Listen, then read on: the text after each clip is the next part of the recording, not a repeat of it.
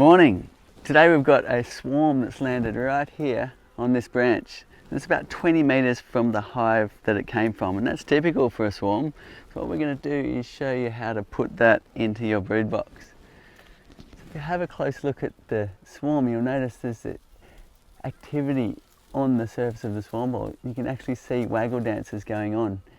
And what's happened is half the bees have left with the old queen from the hive. They've landed at a temporary location, and now they've got to decide where the new location is going to be. So scout bees are taking off and they're measuring mailboxes, wall cavities, tree hollows, and all sorts of things to decide whether they would make a good home. So it's the natural way they divide. Now, what happens is they need a vote of about 15 scout bees to say yes, this is a good location. So it's in this time when the swarm is freshly landed that we can take the opportunity to give them a home they're happy with. So we've got the flow hive brood box down here, and we've prepared it a little bit by just taping the bottom board to the brood box. The reason why we've done that is because I'm going to actually hold this up underneath the swarm, give it a good shake, and shake these bees into the brood box. Also going to take the 4 middle frames out.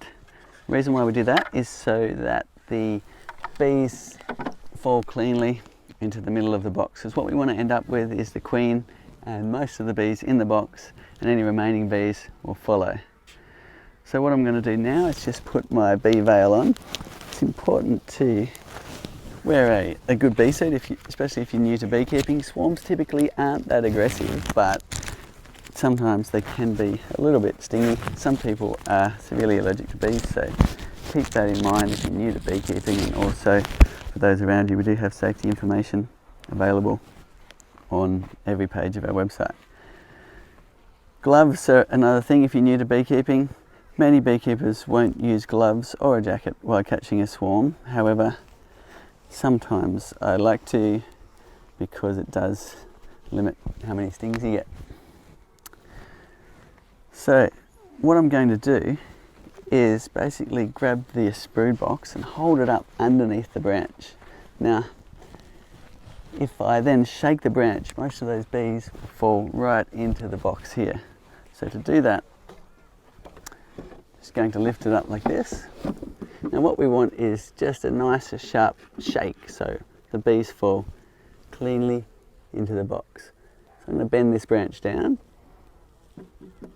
Okay, and ready.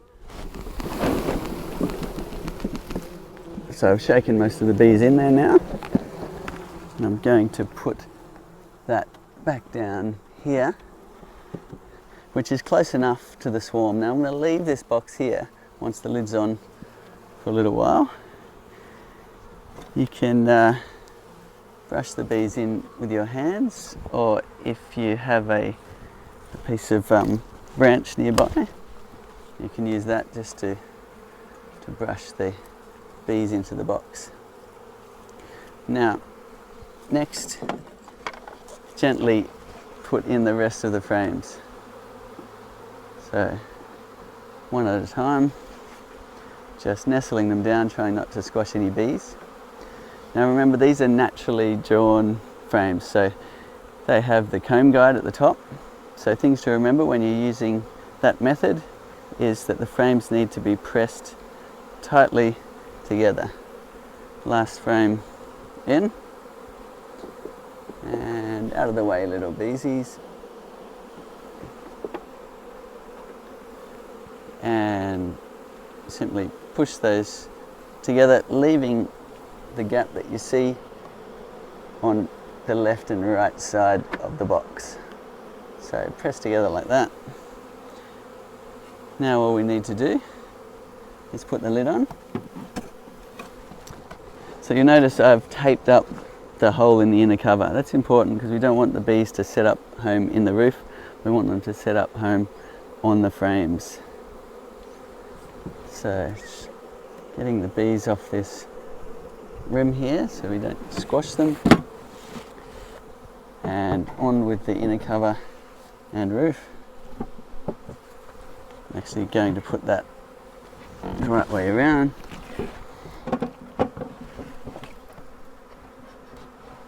And we are good to go. So that's how you catch a swarm. It's quite an easy thing to do. If you've got any questions, put them in the comments below and I'll endeavour to answer them. Also let us know where you're tuning in from, as we've got flow hives now in over 120 different countries. So it's really interesting to us to know where you're tuning in from.